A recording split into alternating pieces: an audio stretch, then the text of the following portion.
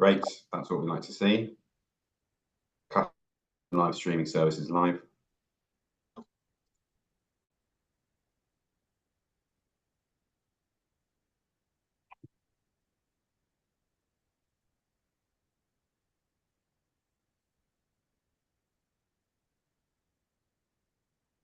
Okay, and I think we can go live.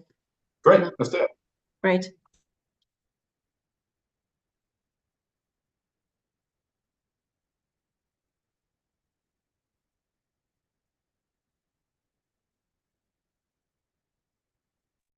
And there you go. I think we're on. I think we're live. Hello, everybody. Took myself by surprise then. My own voice took me by surprise. Hello, everybody. I'm going to say hello. I'm going to be the first in the chat. There we go. Mace Saleh. I've definitely pronounced that wrong, haven't I? Sorry. Lovely to see you all. Lovely. Great. Keep it coming. Keep it coming. Let's see your hellos in the chat box. Just say the country you're from or the country you're in. Let's say the country you're in. UK for me. Germany, Jordan, Peru, London, Victoria. We're not far. I'm just about 70 miles north. Turkey, Czech Republic, Thailand. Wow, it's late in Thailand. Very late in Thailand. Brazil, quite a respectable time in Brazil. Egypt, Morocco, Uzbekistan, Belarus. Lovely stuff. Great to see you all. Lovely to see you all. Something in the chat, Diego. Thank you, Diego. All right, let's kick things off with a little question. The question is this your first Macmillan webinar? That's the question. No, it's not my first. I've been to all of them. Is it your first Macmillan webinar? Some yeses, lots of no's. That's good. That's good to see. I'm glad there are lots of no's. I'm glad we're welcoming you back. Good to see you all. It's your second, Mohammed. Good stuff. You always attend them, Rowena. Me too. I love them, especially this fast forward. All right, one more question. Who went to the Global Teachers Festival in February? Who was at the Global Teachers Festival? Me. Good? Nope. You should. It's pretty cool. It's pretty massive. Hi, Fiona. Good to see you. Took part in another webinar 2 or 3 months ago. Cool. Good, Ola. Nice to see you back. Some of you are actually chatting to hosts and panelists only. You are very welcome to do that, but in case you didn't know, you can select who you're sending your message to in the same, roughly the same area that you put the message in, and just change it to everyone instead of that. But you can write to whoever you like. Okay, I've got a couple of things to share with you. One extremely exciting thing. So Evelina, if you don't mind, can you do the share screen thingy, bits and bobs that you do? Good, Maha. Lovely stuff. Good to see you back. Just waiting for my screen to come up. Well, she probably can't do it because I haven't shared my screen. So that's going to make things very difficult for Evelina. Sorry, Evelina. I've shared my screen now. Sorry about that. And there we go. Good stuff. Welcome, Wells, to the Fast Forward. So this is actually our fourth Fast Forwards. We've done it a similar format until now. We kind of usually have, I think, 10 tips in 10 minutes or 1 million tips in 3 minutes or something. We do it really fast. So the whole thing about Fast Forward is usually pretty quick. We've got lots of different ideas. We don't sort of zoom in on one segment or one age group or one academic theme. It's kind of all over the shop, really, but it's supposed to be summarizing our webinars that we've done today. So we've made a real effort this time to diversify the format of this whole thing. I'll tell you more about that in a minute, but before I do, I've got a brand new announcement to tell you all about. Advancing Learning New Voices is a brand new initiative from Macmillan Education, and it's to invite any teachers, any teacher trainers, any budding teacher trainers, anyone who sort of aspires to be a teacher trainer or has been doing it for 50 years and would like to speak at this event. And you can put yourselves forward, basically. So if you go to the website, which I'm sure is somewhere around in the chat box or maybe popping up on the screen. If you go to that link there, I'm just going to repost that so you can get it, because it might get a bit swallowed by other messages. There we go. If you go to that link, it explains everything there. We are accepting submissions from anybody and everybody. Doesn't matter where you are, doesn't matter what you teach or in the scenario of your specific teaching. The academic area is completely up to you, and submission is pretty easy. It's the purpose of it is to unearth people that we at Macmillan haven't had the opportunity to work with. Basically, we would like to find more and more teacher trainers, as always, from around the world, but maybe until now people that don't really know how to speak at these events. We're basically opening those doors wide open, so that you can put yourself forward to speak if you'd like. So if you've got any teaching friends as well, or teacher trainer friends, or people that you've seen that you're in contact with that you think would be great at this, just send them to this website and it should be pretty clear. So best of luck if you go for it, and I hope you're as excited as I am. The event itself is at the end of September. You can register for that now, actually, at that same link, if you want to register nice and early. But for now, yeah, it's more about sort of putting yourself forward to speak at it. And this event, Fast Forward, is part of a larger program, which I've already alluded to earlier today. So we are, we sort of on a yearly basis, we do, I don't know, 10 events in some shape or form. We've got podcast every couple of weeks. We've got an updated blog that's sort of updated regularly, and it's all teacher training. It's all for English language teacher training, materials, resources, advice, bits and bobs, and it's all free. So if you scan that QR code, or there's a link in the chat box, just click on that, go to that, and it's all there. Hopefully it's pretty also quite easy to navigate as well, depending on what you're kind of looking to develop in. And finally, we've got one email coming to you in just about a week, which will have 2 links. The first link is to a certificate. If you're on Facebook and LinkedIn, you'll need to register for the event to get your certificate, which you, I believe, still can do now. If you go to the website, macmillanenglish.com, if you go to the website, you can still register for this and come now. It's going for 2 hours, so you've got plenty of time to do that. And then you will get your certificate as well. The other thing that's going to get in that email is a virtual goodie bag, which will contain all of the illustrations you will see during this talk. I'm probably going to leave that out there. All of the illustrations you're going to see at this event. There's a bit of a mystery around that, which I will explain. There will be illustrations in this event. The recordings, the PowerPoints, everything else that you could need as a participant for this event, it will all be in that goodie bag. So keep an eye out for that email. It's coming in about a week. Everyone else, come on stage, would ya? Where is everyone? Hello, hello. Hello. Hello. There you all are. How are you doing? Hello, Will. Hi there. Are you good? Good morning. Good morning, everyone. Good afternoon. How are you doing, Greg, Nathan, Ale, and Monica? Fine, fine. Very Good. cold in Argentina. Very cold. What's the temperature in Argentina? 9 degrees. 9. It's 9. cold. Yeah. It's cold. I would say I've been colder than 9. I think 9 in the UK, I would say, was a pretty good. That's not cold for you yet. I know. Not what you're used to. Okay. So I'm going to, at the moment, I think, actually, Evelina, would you mind going back to the share screen just for a second? We're just going to hide you speakers for a second. Sorry about that. I just want to quickly let everyone know how today's going to work. We're going to have it in 3 different sections, basically 3 sections with a 5-minute break in between, just so you kind of get the general idea. First, we're starting with young learners for half an hour, then a break, then teenagers for half an hour, then a break, then adults for half an hour. And within those 30 minutes for each segment, we're going to be looking at webinar outtakes, so sort of clips, sort of excerpts from the webinars that we've been doing for the last year or so.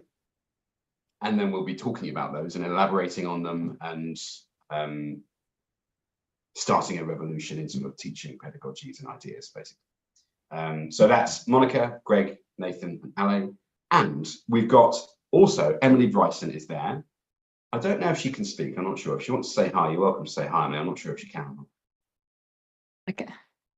Hello, I am here. Hi, Emily. Hi. Looking forward We to didn't scheduling plan the that, so I session. completely jumped on you. Hi. Hello. So Emily is going to be there all the time. She's going to be drawing. She's going to be sketching the ideas that you're listening to. So, for example, we might look at AI. We might look at how to prompt using ChatGPT. Emily will be drawing something related to that. And in the virtual goodie bag, within the next week, you're going to be getting all of her illustrations, all polished and neatly finished. They will all come in your virtual goodie bag. So keep an eye out for that email coming in the next 7 days or so. I'm definitely blabbering. I'm going to stop now and move into our first section. So Monica's going to be starting our first bit, and I'm going to show the video. So this is Monica's outtake, and then she's going to be talking about that a little bit, and we're going to open that up to discussion with the rest of the group. And that's basically rinse and repeat that, and that's kind of how this whole event started. You'll see what I mean in a minute. Anyway, this is Monica's video. Actually, I didn't press the buttons I should have pressed. I'm really sorry. I always forget to do that. I tell everyone, don't forget that, and I always forget it. There we go. I need to click the right buttons. Can you all see my screen still? I'm guessing silence means no. Yes, you can. Good. Here we go. The first one is this, the balance, to balance the teaching that we do between learning and or teaching and exam preparation, right? Sometimes we have to, in the school, you know, we have to follow our syllabus, and then we have to finish the book, and then at the same time we have to prepare our students for exams. That can be a challenge in itself for teachers, correct? Because in between this and then the events that you have to prepare, etc., it's a lot of things on for the teacher, and this also puts teachers into more stress because it's more demanding, right? Just teaching English in general can be demanding because you have to look at all these different things and different plannings that you have to do as well, but also planning for exam preparation puts another strain on your work, right? So it tends to be more demanding. Over to you, Monica. What did you want to say about Aurelie's talk?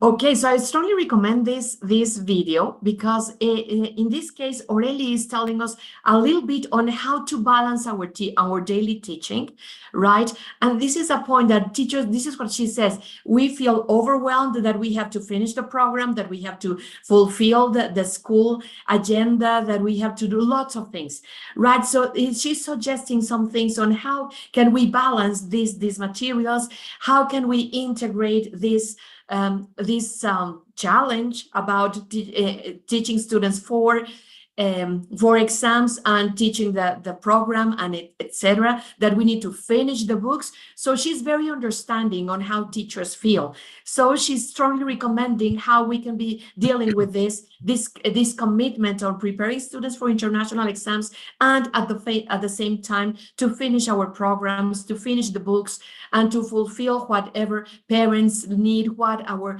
administration, school needs, etc. So it's very understanding. So I really felt that she's on our side as teachers, so we can really work on this in a very smooth way, in a very nice way. Yes, thank you, Emily. This is great. Good stuff. Yeah. All right, Nathan, Greg, Ale, over to you. Yeah, I think that it's true. Exams and exam preparation may become like a burden, a real issue, both for us and for students, for children. So I think that emotions have to be taken care of. I think that it's good to ask them about each task. How did you feel? How did it go? Perhaps with emoticons, perhaps with drawings, perhaps with a traffic light saying red means not very good, yellow means maybe I could do it better. And then we can work on these emotions and help them make progress. I think emotions play an important role, and emotions may leave a mark. So we don't want them to feel frustrated before, during, or after an exam. I don't know what you think, my colleagues. I like the fact that it was a really honest and very realistic a clip that we were watching. I kind of agree with what I had probably pronouncing the name wrong, Alenka, in the chat, saying about it not being mutually exclusive. And I think a lot of schools that I work with treat it mutually exclusively. They will quite often drop whole sections of the book to focus on exam preparation for quite long periods of time. And I guess what perhaps comes with more experience is the confidence that what we're doing in the course book will cross over into the production that they do when we're testing them. And then schools and teachers becoming more confident with that process, I guess. Okay, I'm going to move on. I'm going to take the opportunity. I'm going to jump in and move on to the next video now. So Nathan, I believe you are taking the helm for this next segment. So this is Nathan's segment from a webinar that he wanted to share for around young learners. Okay, so I just invited you to sit on the shared chair and share something with us. This is great. We're building up a culture of sharing already. And for me, this is one of the best ways to get learners feeling empowered for speaking. I've used this short conversation as a way to warm us all up, to start feeling confident speaking with me, interacting with me, participating here with everyone on a topic that you know more about than I do. Good trick. That's what you want to do in the classroom. What do your students know more than you know about? So this kind of thing needs to happen in the classroom as well, to break that silence. It's lovely to get to know you all. Everyone's feeling relaxed, Dragana says. I hope you are. So the share chair can come in many different forms and colors and sizes. You could paint it with your class, you could make it your own, stick stickers on it, draw on it, write some positive words on it like friendship, peace, and then use it as a designated spot for students to share something with others, anything they would like to share. Yeah, I always love Sarah's webinars. They're always full I love Sarah's webinars. Yeah, just brilliant. Yeah, they're always full of positivity. They're always really practical. And I chose this because I think it is a very simple, it's a very tech-free method to empower students to speak. Speaking, especially for very young learners, is always a really difficult skill and something I think that teachers quite often struggle with. Encouraging them to speak, giving them reasons to speak is a really challenging thing. But also using this idea of creating a culture of sharing in the classroom as a stepping stone to speaking activities. You know, and it doesn't matter where you are in the world. You could be in the world's poorest school, the world's most remote school. The chances are you can find a chair and you know, decorate it, even if it's very simple. But I like the fact that this is a very kind of conscious activity. She's specifically choosing the chair as a medium to get them to share and give them a reason to speak. So I really love this clip, and I think it's really practical for teachers, regardless of where they are. Yeah, really powerful. I love that she was asking students to share what they know more than the teachers about. I think that's such a good little, just an extra little nugget from Sarah just to get them speaking. Yeah, that's a real nugget, right? Because it's easy to think of very young learners, especially when they're in their second language, to think of them that they don't really know anything. But actually, they've got a wealth of experiences, and you know they'll say all sorts of funny things and comical things, and sometimes intuitive things as well. And as we already said in the morning session, the particularly lovely aspect of it is also the physicality of the experience, right? So you are literally creating special space, something symbolic but also tangible for young learners in particular to use as an anchor. And I think that's something that almost instantly adds to the richness of the experience. You know, an example that comes to my mind is, you know, like a magic carpet. A teacher creates a space for speaking the language.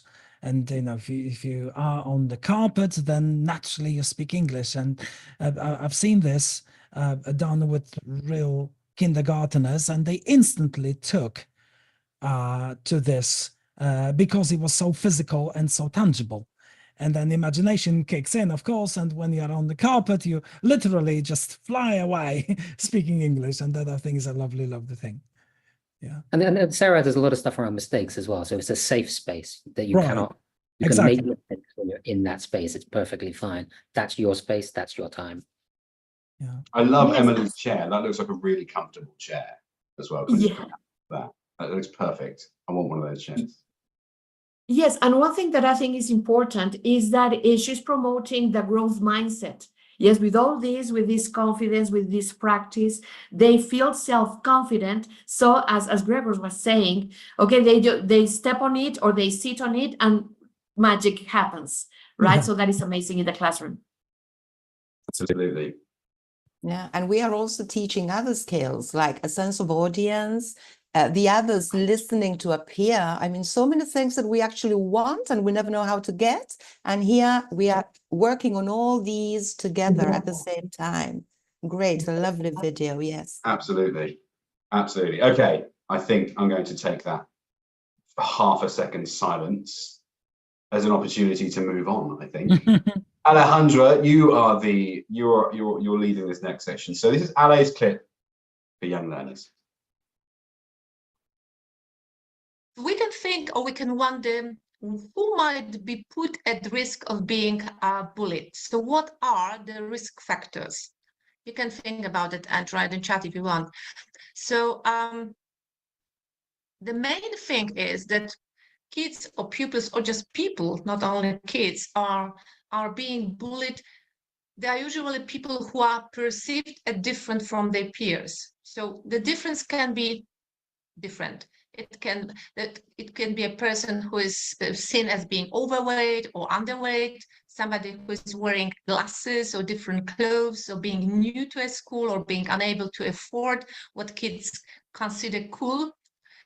Or a person, a student, a pupil who is perceived as somebody very weak, unable to defend themselves, or just depressed, anxious, having low self-esteem, or just less popular than others and having few friends, or not getting very well with others, or having some educational needs, or just somebody who behaves differently or inappropriately with others. Over to you, Ale.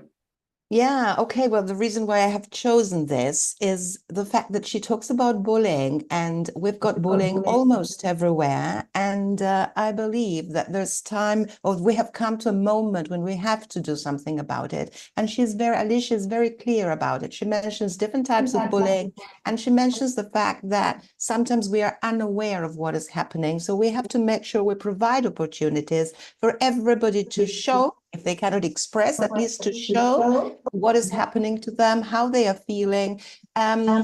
For example, we should make it clear that bullying is totally unacceptable, and they should know, I mean, our students should know that we can help them. They should have a person they can go to and talk about this. And this is institutional. I mean, we cannot do this alone. We have to work with the family, with the group of peers, with the institution, with the authorities. And we take it for granted, but the truth is that bullying leaves very important marks. I mean, it causes harm, both, it hurts the students, both mentally and physically. Okay, so I think it's a great opportunity to listen to Alicia and to look for solutions.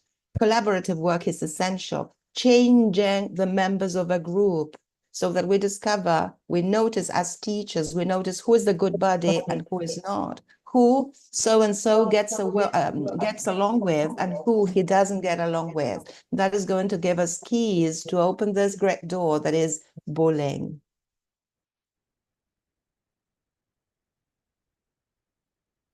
Over to you guys.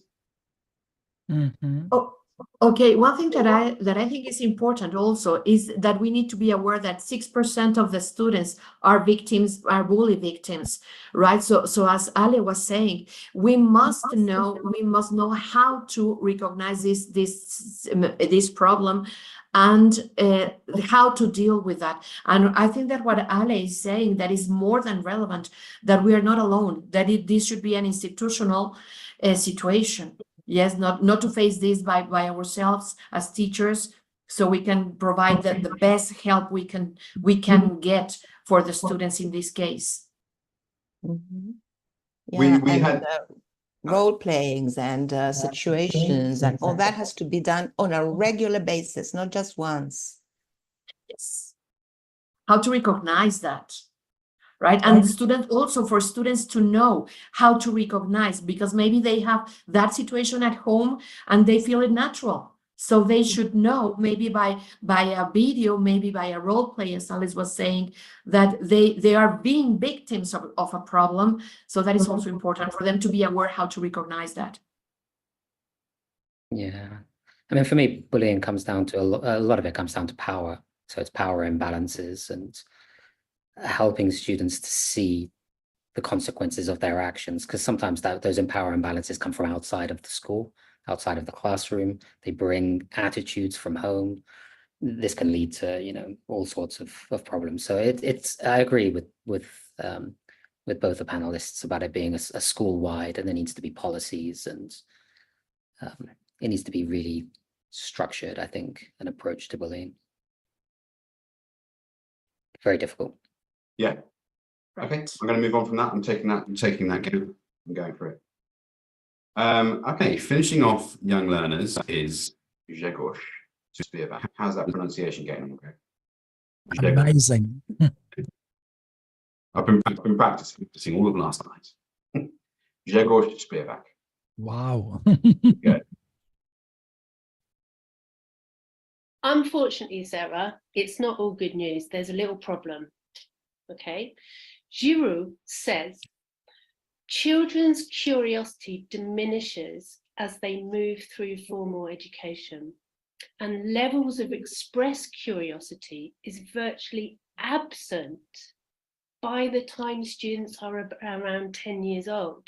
So this is in school, not necessarily at home. So in effect, we're actually educating curiosity out of our students, and that's not great news, is it? No, it doesn't sound good, but I just want to know why this happens. Yeah, I think this comes from us being sort of in a system that has right or wrong answers. Yeah, and this is the system that usually has a summative exam or assessment at the end of school. And so we're kind of teaching towards that a lot. I think students are not encouraged to question as much as they could be, but are asked questions instead. Right, it's an absolutely amazing session, Sarah and Claire, on promoting creativity.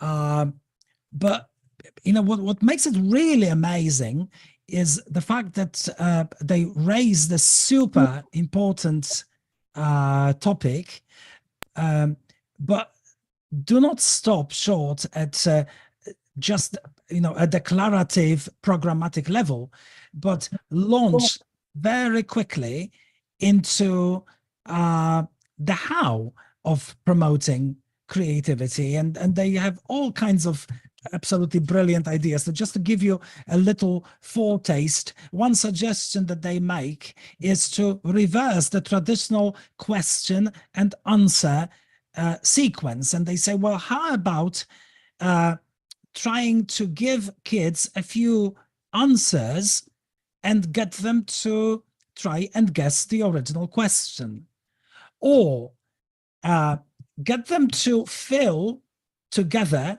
what they call a wall of wonder whenever a new topic is introduced. So say you introduce the topic of whales and you get students to prompt as many questions as they can possibly think of to do with the topic of whales. What sorts of things would they actually like to find out?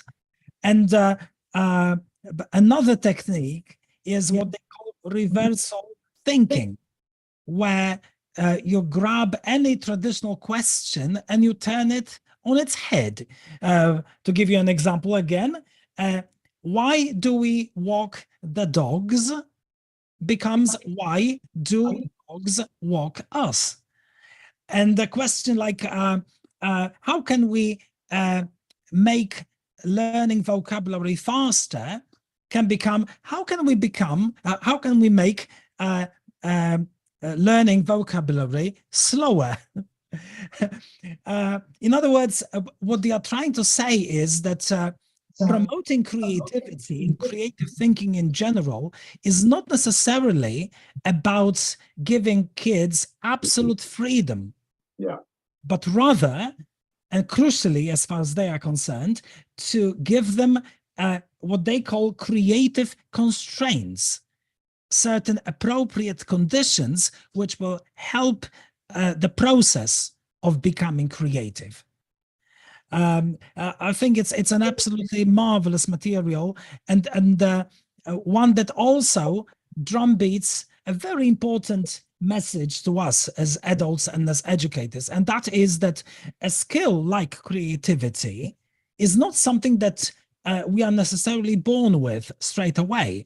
Rather, it's something that needs to be gradually trained, and we as educators also need to be trained in order to develop that skill and then pass it on to our learners. An absolutely wonderful session, and I strongly recommend that you watch the whole thing. I find it interesting that even though we know the benefits, it's motivating, helps with their independent learning, creativity, even well-being, that they lose it as we go throughout school. We know the benefits, and it still gets lost along the way. We still prioritize the structures of learning and education over the imaginative, the curiosity. And I think for me, partly, I think the loss of stories throughout primary contributes a lot to that from my experience. You see a lot of stuff in kindergarten and year one, very story-based.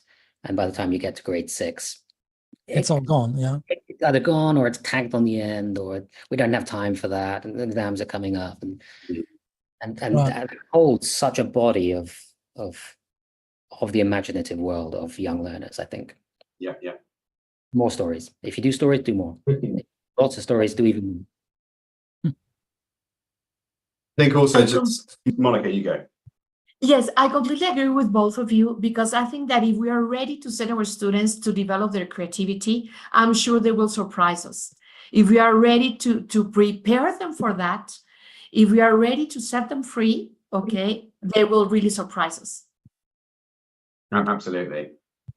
Just wanted to react to one thing that Greg was saying, actually, that they may be born with the ability to be creative. I don't know if I agree with that. I'm going to say something. I don't know if I agree that people are not born ability to be creative. Yeah. But we are definitely born with the want to be creative.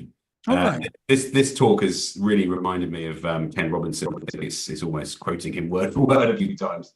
Ken Robinson's Do Schools Kill Creativity talk on TED Talks. Just an absolutely magical talk. It's stayed with me since I first saw it 10 years ago now. And that he sort of argues that we are born with this innate desire to be creative. And over the years, due to all the reasons we've already mentioned, it just slowly kind of just gets eked out of us over the because other things take priority. Sorry, Ali. No, I was going to say that visual thinking routines play a very important role as well. And it's easier to work. I mean, with that, you can teach your students that from every picture to just look at it and say what they see, then gradually what they think is happening there, and eventually what they can wonder. And if you do this regularly again, they're going to get that routine, and they're going to wonder every time they see a picture. So that is very good, because it goes hand in hand with creativity. And again, it's a question of doing it on a regular basis, I think. And sometimes we have time constraints, okay? Yeah, for sure. But as we already said, I think the key thing is not to treat creativity as a sort of nebulous, lofty, undescribable, you see what I mean? But rather as something which can be given a lot of systematic training and structure. They have Claire and Sarah, they have this wonderful sequence in that talk where they show various ways of training creative processing based on, again, a systematic approach to visuals. And they talk about breaking, bending, and blending techniques for manipulating a visual stimulus and then creating one's own. I really think it's just a treasure trove of fantastic ideas, that talk. Yeah. Yeah, absolutely. Do you know what? We've still got a couple of minutes of this segment. We've had a question from Barbara. I'm going to put it out there if you don't mind. So she said, thank you, these are great ideas and may work with adults too. But how can you get teachers to promote creativity when giving feedback? How can you encourage creative performances in standardized exams? So I think she's sort of saying, how can you make the best of a bad situation when it comes to sort of injecting a bit of creativity into, you know, sort of relatively output focused assessment sort of led curriculum? And do you know something, Will? After listening to all these reflections, a question comes to my mind that we might, since students are losing that creativity that they were showing in preschool, and then it gets lost as they grow old.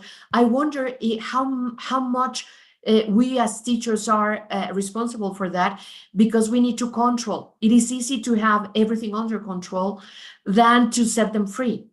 So I wonder if that question comes to my mind, are we responsible for that? So maybe this video will help us to develop that idea on how we can help them to be more creative, and this will definitely help them for life. Absolutely. Right. Okay, there's another silence there. I'm going to steal that. I think we've come to the end of our first section. Yeah, all good. So we're going to take a 5-minute break, everyone. Evelyn, if you don't mind sharing my screen again.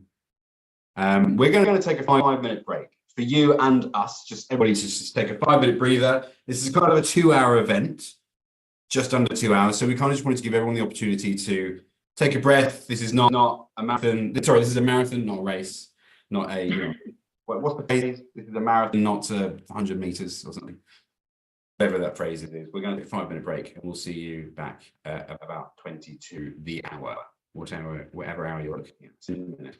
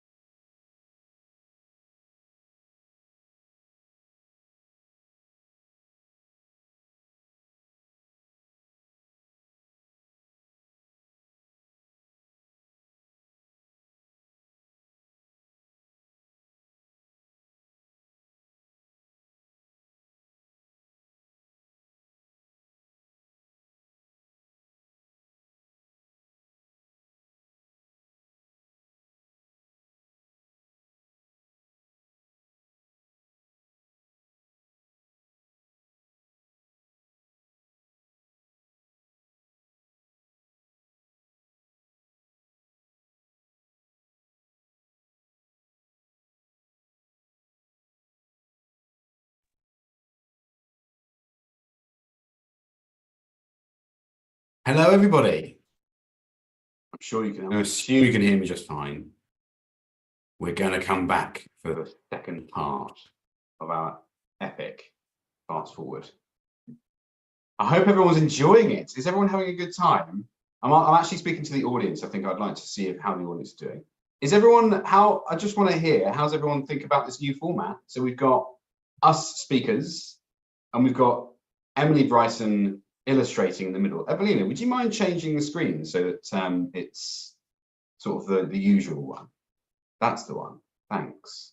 What do you all think? Do you like this format of someone sketching in the middle and the people kind of around having a discussion? What do you think? 5-minute nap. I couldn't have happened just then. It's cool. Nice. It's a banger, mate. Lovely, Alex. It's a banger, mate. Alex, are you an English person by any chance? That sounds like an absolute English person's phrase that I don't think would be taught. It should be taught. That should be in a course book somewhere. It's a banger. Okay. Cool. Great to hear. I'm glad you like it. All right, so we're going to move on. We're focusing on teens. Actually, no, just before we move on, Evelina, can we go to my share screen, please? Thanks. So before I move on, just what I've got this is when I've got everyone in the room, I think.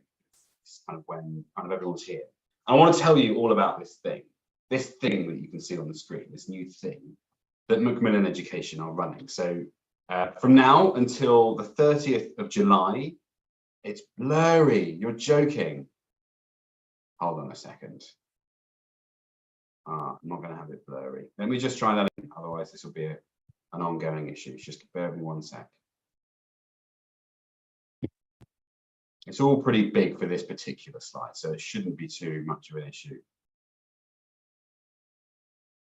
Yes.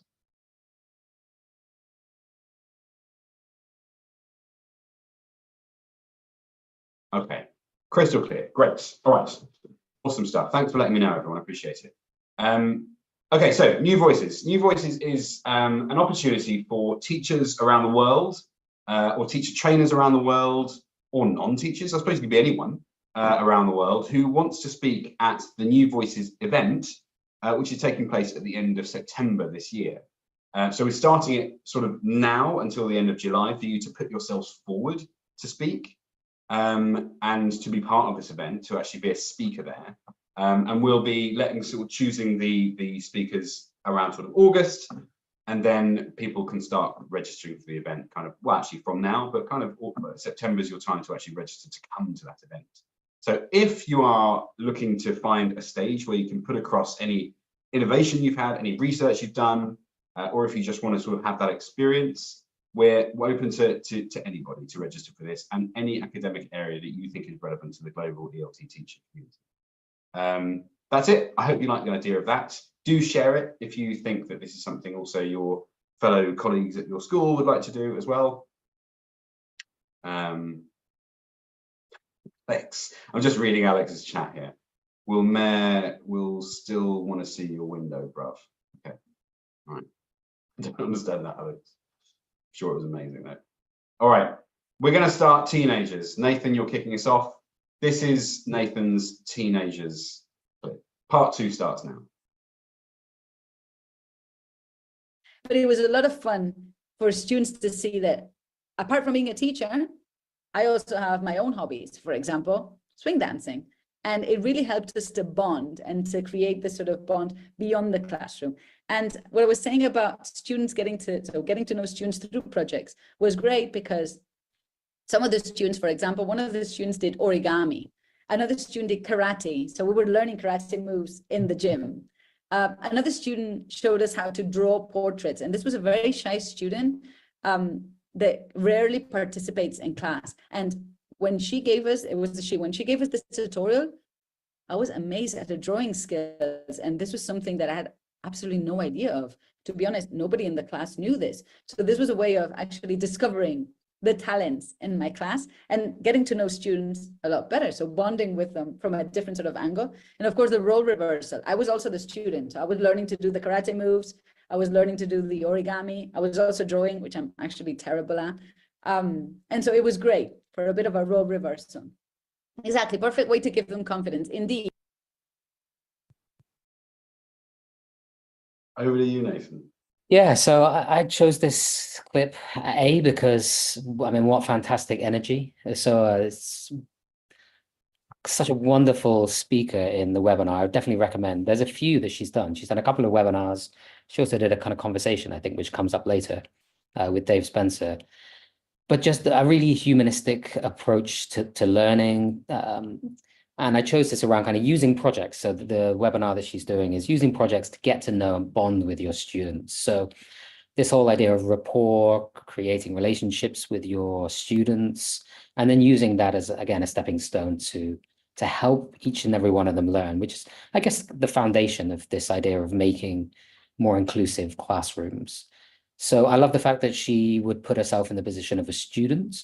And again, they're related to what we were talking about with the share chair, that students know more than we do, and giving them an opportunity to build their confidence, to be able to share things that they're interested in.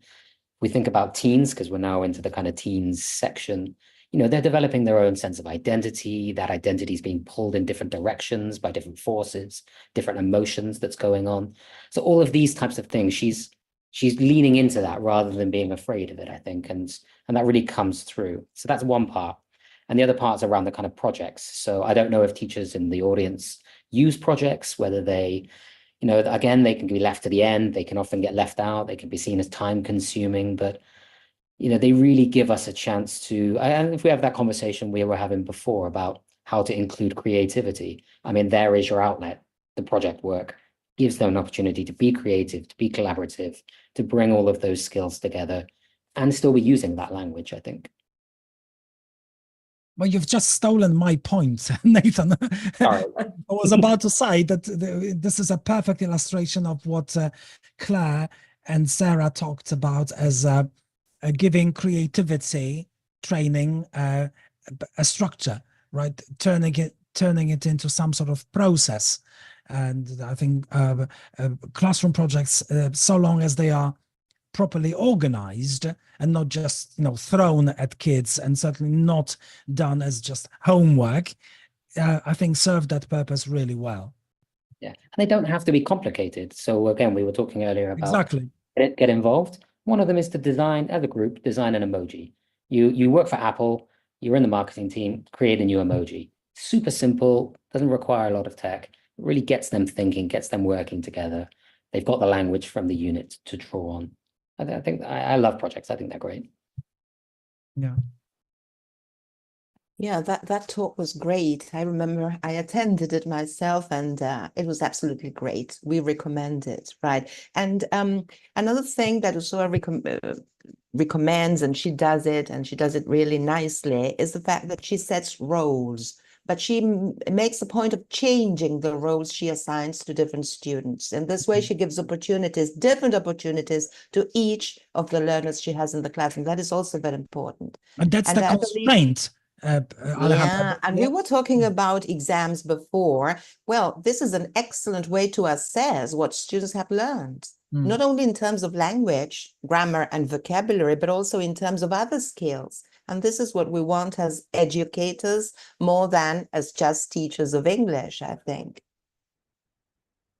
And do you know something? We are always thinking about how can we bond our students? How can we get along with them? And we are always thinking about how we can understand them. But and she mentions something very, very important, that they can also understand that we are also human beings, that we also have likes, that we also have dislikes. I think this is also important for a nice rapport in the classroom. Absolutely. Absolutely. Okay, we're moving on. Thank you very much, Nathan. Great clip. God, I love you, Sarah, just every time. I just love her talks. And I agree. She's just got such a wonderful, positive energy. She's just born to be a teacher, isn't she? She's born to be in that classroom with kids. Okay, Greg. Yep. This is you. This is your teen talk. I hope I've got it right. Speaking of positive energy, I think the next one is also a great example, isn't it? Absolutely. This guy. All right, let's hear it. When I pick up a course book and I look through it, I'm always thinking what we're holding here, what I'm holding in my hand is really a sort of a skeleton which has to be filled with the meat of personal stories. I don't know what you think of that image, but when we're reading these topics, and if they're topics that appeal to all of us, then what we're really looking for is our own experiences. And this is how we connect ourselves, not just with any material, sorry, not just with course books, but with any piece of material. Yes, here's a fantastic example that this can be done, right? So he's not just talking the talk, but immediately walking the walk in this session, a session on how we can imbue our teaching with targeted, punctual, short, uncomplicated, but crucially personal stories. And I think it's an absolutely beautiful example of what fantastically conceived teacher talking time can do to set the topic off, but also to model behavior, linguistic behavior in this case, that we are counting on with our learners. And I think Jamie himself makes this great point somewhere throughout that talk, that those mini stories that he offers at the beginning of any topic are effectively just wonderful texts, linguistic objects that students can fall back on and use as scaffolding for what then they are expected and hoping they would be able to do themselves. So in that sense, a great act of teacher training, a great act of storytelling, and generally just a wonderful session to recharge your energy levels. I strongly recommend it again. Thank you, Greg. Monica, Ale, Nathan, down over to you. Yes, you know something, storytelling can be associated with only little kids, but storytelling is more than that. It is also, as I don't know if you know that, it is also a strategy that companies use for their high executives to understand some of the policies in the companies. So maybe storytelling is not only for little kids. If we go further, if we take them further, this can be amazing how we can connect our books with real life situations, so that it's also engaging and motivating for students, that so they can say, this can be useful. Oh yes, I have been in that situation also. So that is amazing, I think. Well, and that's also the point that Nathan made a while back, didn't he? Where he said that perhaps one of the reasons for this gradual educating people out of creativity is the equally gradual demise of the role of stories in teaching. And I think Jamie modeling this on a teenage or even a young adult course series is reminding us of just that, right? It does not have to be just a passing phase, a phase that perhaps we do with young learners. It's something that can be a genuine and integral part of our craft for any age group at all. Yeah. Absolutely. I mean, in terms of your demographies of people that like to read or listen to stories, it doesn't stop at 5 years old. The publishing industry is and as Rowena just said in the chat, it's fun besides. Yeah. Let's not forget that. Yeah. I don't know about you lot, but I read a lot of books. I love stories, and it's not, it's such a shame that it's not utilized more, because it's a real motivator. Yeah. Okay. Telling. Yeah. So I just wanted to react to, I know there's some issues with the blurriness. We can't really do very much about that. I'm really sorry. I've tried to optimize the screen that I'm sharing for the webinars, but I've turned on the live caption so you can see subtitles at the bottom to read what they're saying. And the webinars that we're sharing, hopefully you can at least hear them for the most part. And then we're discussing them. That's mostly audible. You can't see exactly what Emily's drawing all the time, maybe. I'm really sorry about that. I can't do very much about it. I think this is quite heavy. Bandwidth wise, when you're showing a video on a webinar, when there's sketching going on. There's 5 people speaking. There's just quite a lot going on. So I think it's probably just the reason for it. I'm sure it will tidy up. It seems to have just sort of kicked in worse just now, so hopefully it'll just tidy up in a minute. Jobran, this is Emily Bryson. I think that's a good point, actually. I'm just going to reintroduce Emily again. So Emily Bryson is a sketch artist, and she is here today to draw the ideas that are being spoken about as we're going, just to give you something else to look at while we're having our roundtable discussion. As beautiful as the Macmillaners are, it's something just to jazz up the screen, you know, it's sort of a 2-hour event, so I thought we might just give you something else to look at. And what better than Emily Bryce's beautiful sketchnoting. And now we are just seeing a skeleton, right? Which is going to be filled with the meat of storytelling. Yeah. That's so good. So imaginative, Emily. That's so great. Cool. Okay, so we're moving on now. So this is, we're going to move on to Monica's teen session.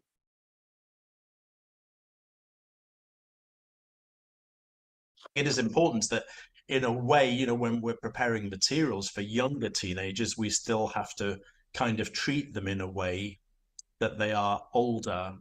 You know, they are more juvenile, but they don't want to feel more juvenile. Exactly. And I was thinking that maybe also this uniformity responds to the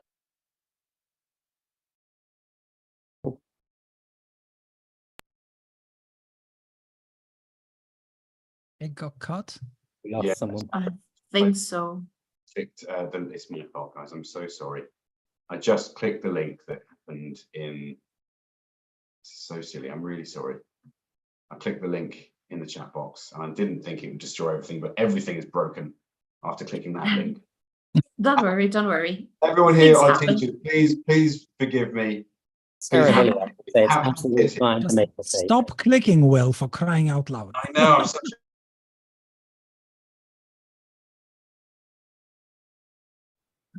Okay, That's okay. I think Monica can probably tell us what the bit that we've missed anyway. It's all right. No, I'm here. Oh my God. I'm here. Oh, okay. Yes, Okay. it's better to take a look at them. Ready? Let's go. Thank you. And I was thinking that maybe also this uniformity responds to the crave they have for this sense of belonging when all of us when as we grow up while being teenagers, right? Can I make? Oh, sorry. I was just going to make a point that it's come up a few times in the chat box recently, and it's kind of making me think it's very interesting. It's sort of like, you know, saying it depends on the student because they like different things. I think one thing that we don't take into account, even with the type of classroom activities that students like, is what you like as a teacher, what you believe in, and therefore what you make your students like. Interesting. Monica, go ahead. Yes, thank you, Will. Yes, let me tell you that I love to see Dave Spencer talking about teenagers because he's really an expert. He has been a teacher for a long time teaching teenagers, right? So I loved this video, this webinar, because he's making us aware of that exact point that he's asking. Are we really delivering our classes, planning our classes, delivering our classes according to what teenagers need or to whatever we need, what we like? Okay, so this is helping us to be aware that we need certain flexibility because we're always concerned about how can I reach my teenager students. In some cases, some teachers say, oh, they are so difficult. It is hard to get to them. But I would say that it is a little bit easy if we follow this webinar, these pieces of advice, that we need to know our students, we need to know what they like, and we need to know what they dislike, so we can deliver a more motivating, a more engaging class for them, right? And for also to be aware, are we only teaching what we like? Are we only focusing on the things that we think are interesting? Because I strongly believe that all the topics can be amazingly interesting, can be engaging if we are the first ones to be engaged with the topics. So this is why I really love this webinar with Dave Spencer and Maria Luisa Castanedo. Absolutely. Any comments? Ali, Greg, Nathan, down to you. Over to you. Yeah, well, I also attended that and it was great. And they mentioned one thing that is important, and I think it's this question of agency. Teenagers need to see how this is important. If you are teaching anything, whatever you are teaching, they have to see why that may be important, useful later on. They have to be able to make decisions. They have to see that there is an opportunity for them to choose and use that later on. Because if they see no connection, then there is no meaning. And this is what they like, I think. We tend to choose materials according to what we like. But we are older. We have a different experience and more experiences. So what we like maybe is not what they like. What we think is not the same way they think. So I think that we have to start thinking the way they think, or at least opening that door, because they think in a different way. They need immediate action. And this is what maybe they are not getting. This is why they get sometimes upset or frustrated, or they don't feel motivated. But I believe, and I agree with you, that it's not so difficult to teach teenagers. It's not so difficult to engage them. A lot has to do with attitude. And attitude is not in the book. We provide that as teachers. And do you know something, Alex? Once I was attending one Dave Spencer webinar as well, and he said that we as teachers have the privilege to enhance their worlds. So I think that is amazing. I think that that can be part of this webinar as well. Absolutely. I think it's difficult as well, because I mean, my limited experience with teenagers is that they're quite fickle in their likes. And it's, you know, you speak to them on Monday and they'll like a very different thing to what they liked on the Sunday, on the Sunday before that. And it's quite difficult to keep up with, especially if you're sort of choosing sort of various media. I'm older than you, Will. And I love teaching. I still teach teenagers. They are my favorite groups. I love them and I enjoy my classes so much with them. But I know it's different. Okay, we could go on talking. I also really enjoy teens as well, but I think I agree with what you're saying, Will. I can see how it's difficult because they flip and change, and your friendship groups change and all this kind of thing quite frequently. But I think if we maintain that level of respect for teens as a foundation, and then whatever we do is builds on that, that's what they respond to. Or that's how I've always found teens. You respect them and you build that relationship with them. And then they can be amazing students. They can come up with the most creative things. They can work together, but it needs to be built on empathy for them, empathizing with the fact that their lives are difficult and challenging, but also that position of respect, I think.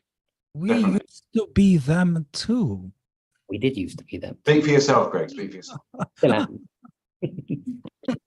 Actually, just one thing on that. I think that's a really difficult skill to have as an adult, I think, to respect the things that teenagers enjoy and like at that age. So if you're maybe 45, 50 years old, for example, and you're teaching people who are 15, and they like things that are completely away from your comfort zone, from your life, and the things that you liked and the things you liked at their age, it's so wildly different. I think it's quite easy. Certainly, I'm 40 now, and looking at teenagers, I think, what do you like about that thing? That is completely not something I've ever really enjoyed. Why do you like that song? That is just not music to me. Do you know what I mean? That kind of attitude. Whereas actually it is music. They like it. It's quite difficult for an adult, isn't it? For an adult, for a more grown up person to look back and go and to respect that song, which is not like the music from my day. Do you know what I mean? Yeah, I don't think you have to like what they like, but you just have to just respect them as people, I guess, and just acknowledging that they are important, that what they believe is what they believe, that they have value as a person. I think it's that part rather than I respect what it is that you like. Yeah. Okay. Yeah. No, gotcha. All right, we're going to move on because it's time to take another breather. All right. That is it. That's our teenager section done. We're going to take another 5-minute break for everyone to take just to stand up. Actually, you can do anything you like. I'm going to stand up and have a little walk around. And I'll see you in about 5 minutes for the adults. 5 minutes. Bye. Thank you.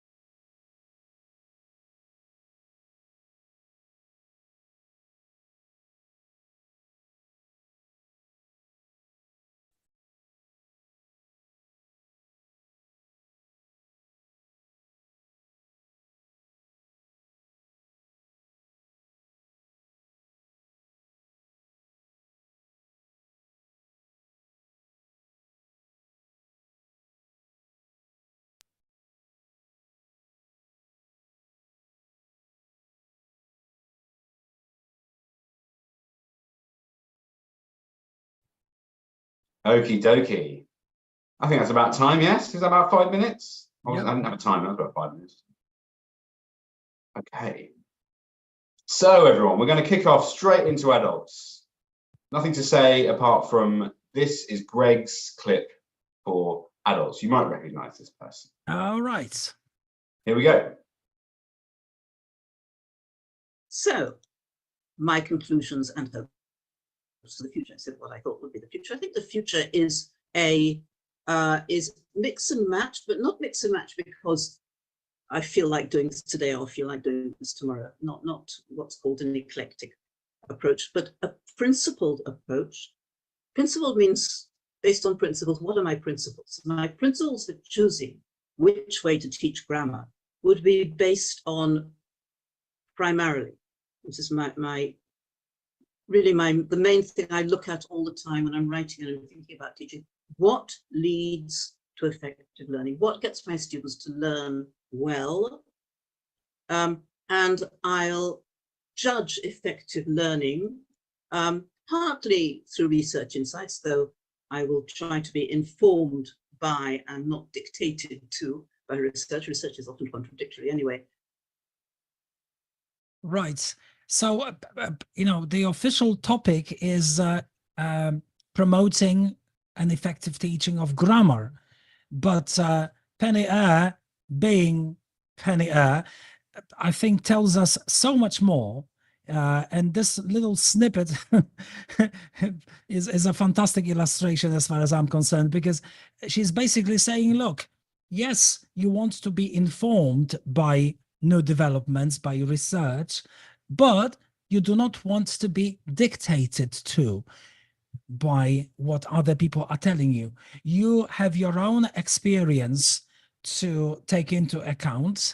And if you take into account what other people, smart people are telling you and what your own experience is suggesting, then you are a lot more poised to introduce any necessary localization or modification, taking into account what your particular group of students might want to do on a particular day, your specific cultural context, whether they are ready or not ready for a particular classroom technique. She goes through several different techniques in this session, more trendy, and she shows this overarching approach with all of them. And I think that it's such a fantastic voice of common sense and a voice of wisdom from someone who's been around for a truly long time. She's in her 80s, I think, my goodness. And the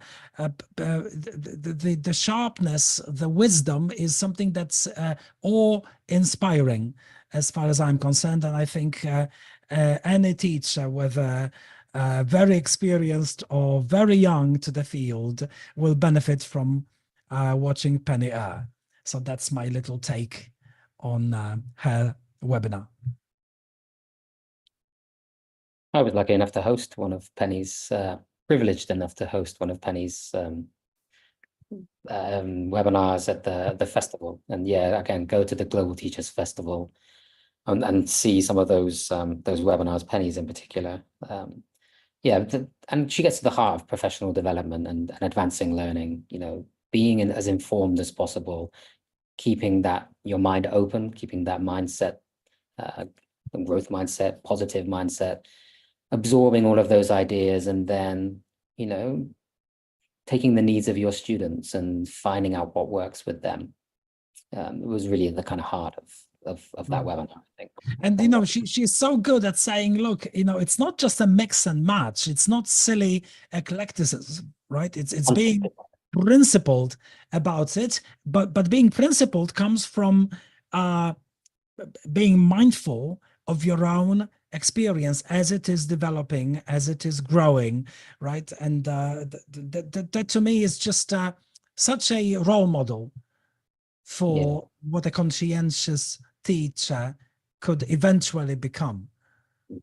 Yeah, making informed, conscious decisions along the way. and creating good outcomes. I mean, all of these, they all kind of connect together, right? You think about Jamie's with the, your course book as a resource. It's all about, the decisions that we make and the consequences they have on the students and on. Yes. That's a wonderful point. Thank you, Nathan. Yeah. I remember in the webinar, she said something like, any approach, any method works as long as it works with you and your students in your reality. And that's what matters. As long as you provide enough opportunities, enough learning opportunities and autonomy, and you foster a sense of autonomy, that is fine. That is fine. I love the seminar as well. Highly, highly recommendable, I would say, yes. Mm. She's also exceptional. I mean, this is just a little aside, but I think she's exceptional in how visually unattractive content is. I mean, she really just uses plain text throughout, and yet the wisdom shines through, and Yes. that's a feat. So it really humbles me as a teacher trainer myself. Yeah, for sure. Yeah. Okay, I think we're going. Monica, sorry, I think you're about to say something. No, yes, that I think everything else is everything we have been saying is connected to what Nathan said in one of the stages before, that we need to respect our students, right? So when we are preparing, when we are, and what Ale was saying, that when we need to use whatever makes us feel confident, right? I think that confidence is one of the things that we are going to reflect, so the students can trust us as teachers. So if we try to fit into something that doesn't suit us, that is not going to be that good. So I think everything is amazing, all the things that you have been connecting this video with. Right. Absolutely. Thank you, Monica. Okay, we're going to move on now to the next one. Nathan, you're leading on this one. Mm-hmm. Nathan's adult clip. That sounds wrong. This is not an adult clip. You know what I mean? You know what I mean? There's an importance to teaching students to critically evaluate information and react to something besides their gut feeling of I like this or I don't like that. And I'm going to put in there the ability to react to the information that you get. If you learn something, it should have the potential to change you. That you could change your mind, you could change your opinion, you could change your actions, that's part of being academic. So I like this definition of an academic mindset and academic language. So if you have an academic mindset, it means you can skillfully engage with other people on topics of universal importance. And that universe could be the whole world, or it could be the universe of your country, or the universe of your school, or the universe of your community. So I would say academic language is not language for school. It's language that you use at school to do something more important. Wise words, Nathan. Yeah, I mean, I chose this clip. I watched this one live. It really resonated. This particular 90 seconds of that webinar resonated with me a lot for two reasons. I'm going to try and keep it as concise as possible for Will. The first is that I totally agree that if you learn something, it should have the potential to change you. I think that we know that, we're shaped by where we live, where we grew up, the language or languages that we know and speak, and predominantly who we interact with, who we associate with, who we hang out with. And I think for each of us, every person in this webinar, the world as we see it right now it's right to us, but collectively, it's also not right, if that makes sense. So, and I heard a quote the other day, someone said that most of the people you've ever known know a version of you that no longer exists. And that's because we continuously learn and we continuously change who we are and our opinions about the world around us. So that was really powerful. But the other part that she mentions is about this idea of academic language, that we quite often think of academic language as something that we use in school. And that's probably because of, the emphasis on exams, you need academic language to write essays. But actually what she's saying is that academic language is something that's meaningful outside of the classroom for purpose, for particular things that we need to achieve, to drive change, to drive people to action. So I gave the example this morning, very simple. I live in a neighborhood. I think traffic's a problem, but that's my opinion. Am I able to see whether that's other people's opinion? Can I collect data? Can I collect perspectives? Can I get a range of perspectives? How do I organize my data? How do I find the right person in City Hall to present that information? How am I going to present them? How do I inspire somebody to action and change? And that can be, a very simple example of me and my community, but our students also have a whole range of things that they care about and that mean something to them. And if we can tap into that, that gives them a reason to learn academic language and use that academic language outside of the classroom, I think. So I found that really powerful. 60 seconds. Not many comments. Great, Alex, over to you. Oh, you've said everything, Nathan. I mean, I completely agree with you. And perhaps we could invite the audience to just think about a learning experience that changed their lives, changed them, left a mark, and then we go on teaching us. Okay, that's great. Yeah. Of course, it has to do, Nathan, I believe, with how you transmit that, because maybe the same content can be transmitted in many ways. Mm-hmm. Your passion will have an impact. Lack of passion will have another result, probably. Yeah, for sure. So I guess what you're saying there is that we also need to model to our students that we are passionate about things and that we do what we do to create change. And then when they become older, they will need to do these types of things, perhaps. Definitely. Yeah, definitely. And being a model is not just speaking well or producing the right sounds or the proficient language. I mean, it's different. We are a role model. The moment we open the door, the way we say hello, the way we ask, how are you feeling today? If it is just, how are you feeling today? And we start page so-and-so, or you say, how are you feeling? And we stop and give them the chance to actually say how they are feeling. That makes a difference, definitely. Yeah. Yeah.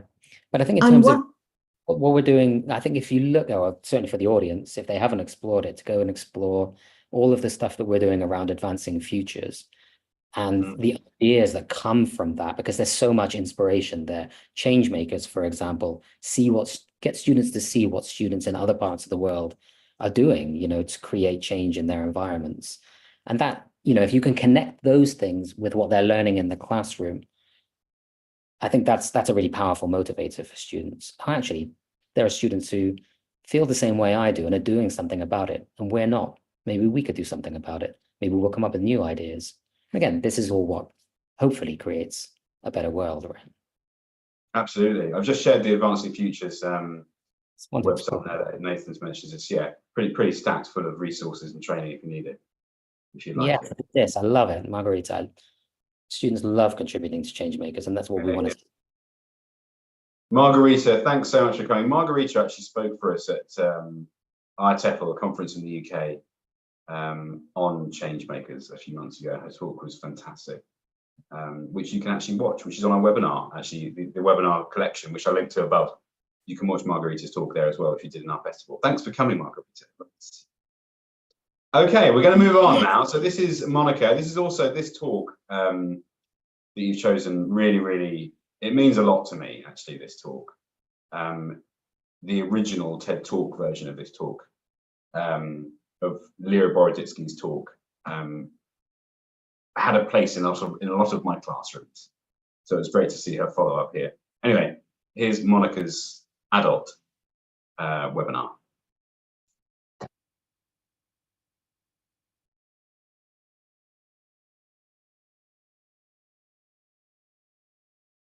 In one language or another, right? So it's just a very, very common experience. Now, there are lots of reasons, idiosyncratic reasons for why this could be. So for example, for me, I think that didn't work, actually. I think, one second, I'm just going to take it back. I think it wasn't quite loading. I'm going to start this one again. for a lot of people, it's a new way of feeling, right? So a lot of bilinguals will say, I actually feel like a different person when I'm speaking one language or another, right? So it's just a very, very common experience. Now, there are lots of reasons, idiosyncratic reasons for why this could be. So for example, for me, Russian is the language of childhood and family. English is the language of adulthood and work. Obviously, those have different personality associations, different contexts, right? So of course, I would feel differently when I'm speaking one language or another. And every person who's bilingual is bilingual in a different way, right? And they will have their own personal associations with the languages. Great choice, Monica. Over to you. Okay, so I chose this video because it was really amazing. That the way we need to be aware of what being bilingual means.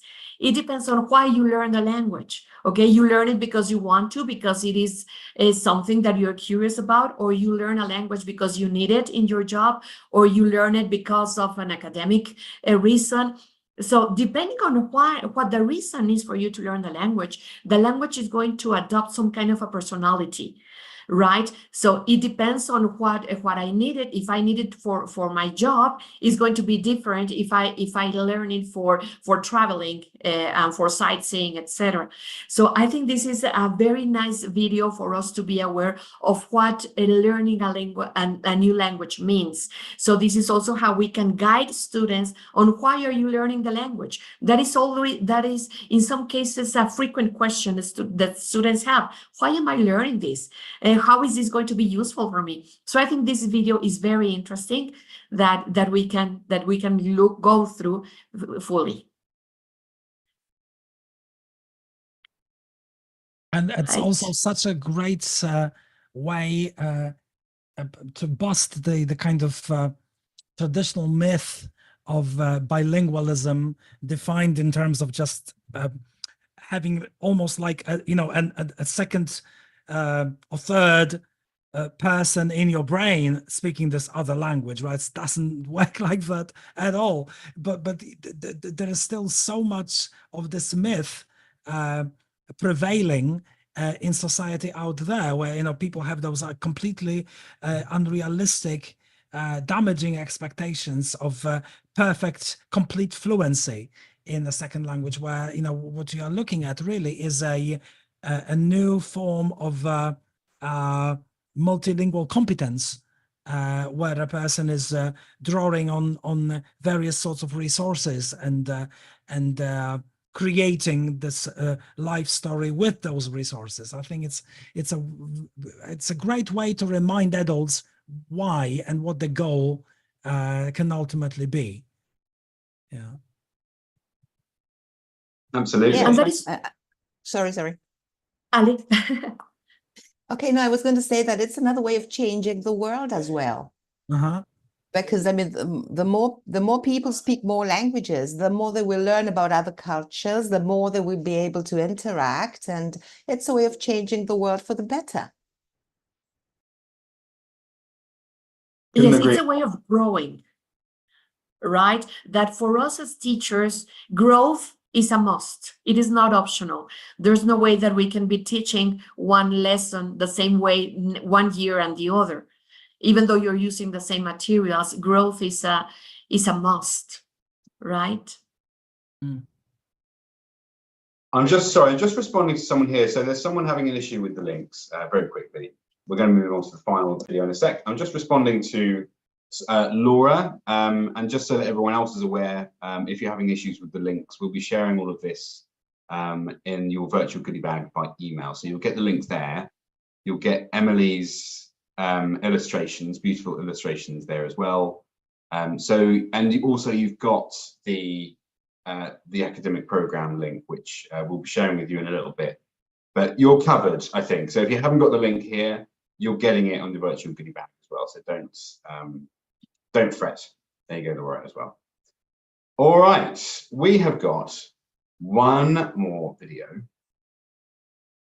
Ale is closing this off for us. We're all ready to go. Last video. Here we go. Communication is at the core of everything we do. It is at the core of us teaching English to our students, but it is at the core of society. It is at the core of politics. And we can help students develop better communication skills, not just better grammar, better vocabulary, but better communication skills. And part of this is not just about style, but it is also about substance. It is also about the use of language to communicate effectively. It's about critical thinking, listening attentively, knowing when to speak and when not to speak, and when to share your point of view. Being aware of your own emotional reactions and managing them, not emotionally reacting and then regretting having reacted. And, like the Egyptians would say, silence, knowing when to speak, and asking the right questions. Well, what can I tell you? I mean, she talks about communication. As teachers of English, this is the most important topic, I think, the most important concept. But one thing that we have to bear in mind is that very often we associate communication with just oral communication. And we must bear in mind that it's both written and oral. And the things she mentioned, the things Chia mentioned, are the things we teachers worry about. I mean, critical thinking, how can we develop that? Listening attentively, being able to wait, take turns, when to speak, when not to speak, reading the interlocutor. I mean, that is so important. At the same time, so difficult, especially when you have just a few periods of English a week, which is different when you teach, I don't know, every day, 5 hours a day. It's completely different. And in the case of adults, we very often have just 2 or 3 periods of English a week. So this becomes very difficult. Another important thing when talking about communication is the what and the how. An advantage we have when we teach adults is that the adult usually knows the what. He or she knows what he or she wants to say. Very often teenagers and children don't. So it becomes easier. We can focus on the how. I loved it. She gives a lot of information and a lot of very interesting tools that we can use and adapt.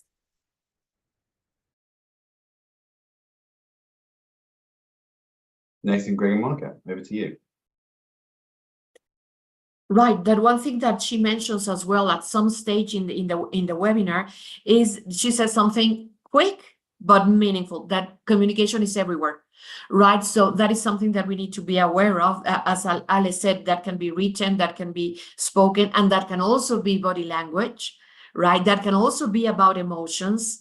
So there are a lot of things that we can, and in a way, that is the way some students or even parents, in the case of little kids, that's the way they measure our work. If the students are able to communicate, if students are able to write and to, in one word, to communicate, that means that we're doing a good job, right? So being aware of that part, that communication is everywhere, I think that this is the heart of the webinar, so I strongly recommend it.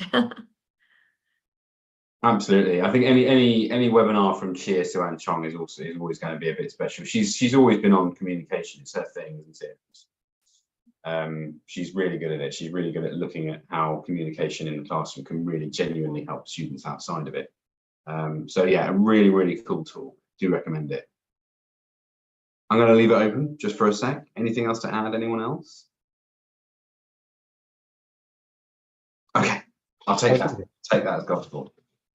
Okay, I think we have reached the end of our marathon. So a couple of thank yous. Firstly, to all of you guys speaking, thank you so much. It was brilliant, and thanks for all you must have watched a lot of webinars, I think, to find there's no sort of shortcut in that. You have to watch any webinars you hadn't seen, you had to go back and watch them. So I really appreciate all the work that you did to get ready for this and choose those things that really stood out. They're really meaningful clips. And I hope that meant a lot to everyone else here too. Another massive thanks to Emily Bryson. You can see she's still going. She's still drawing. She's just drawn a beautiful head with some cogs in it. Critical thinking, I think, is about to come up.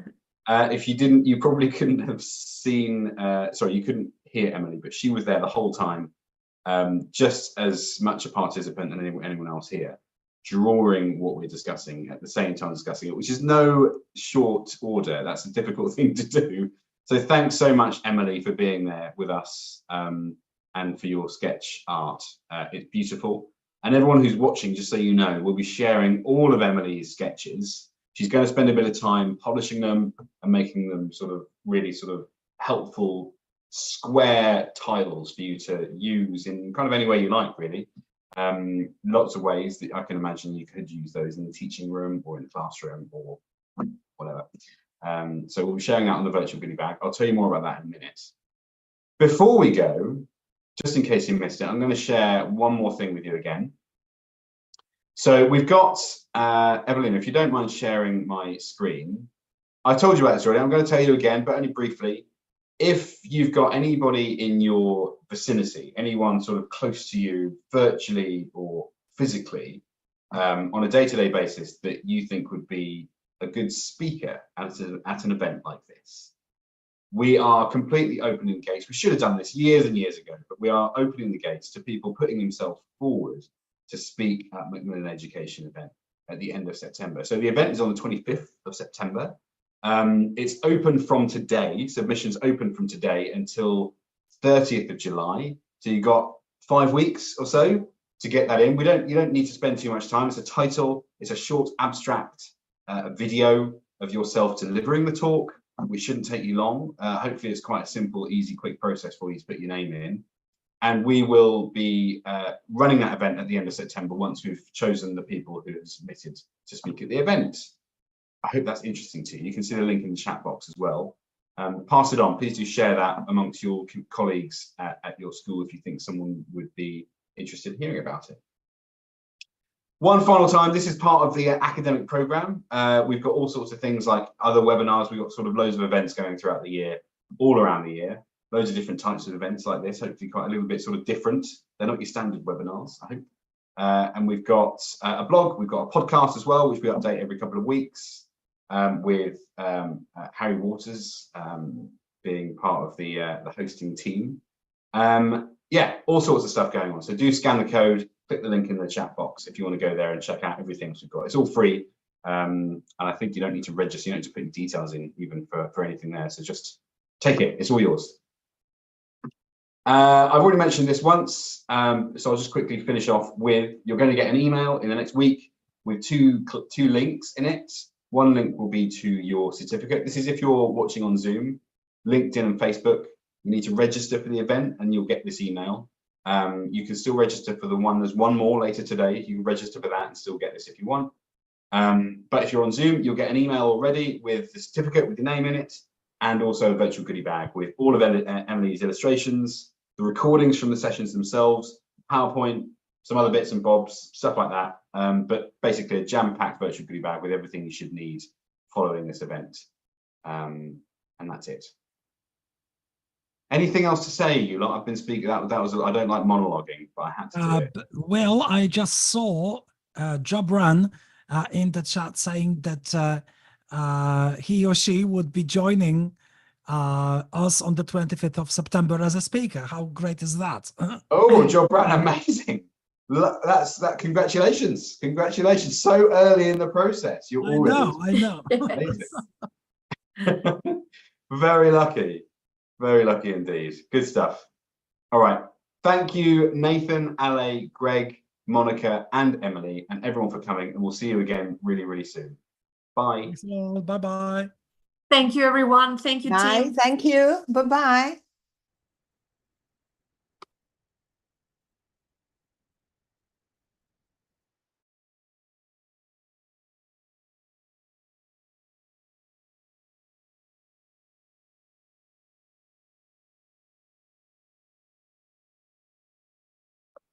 Thank you.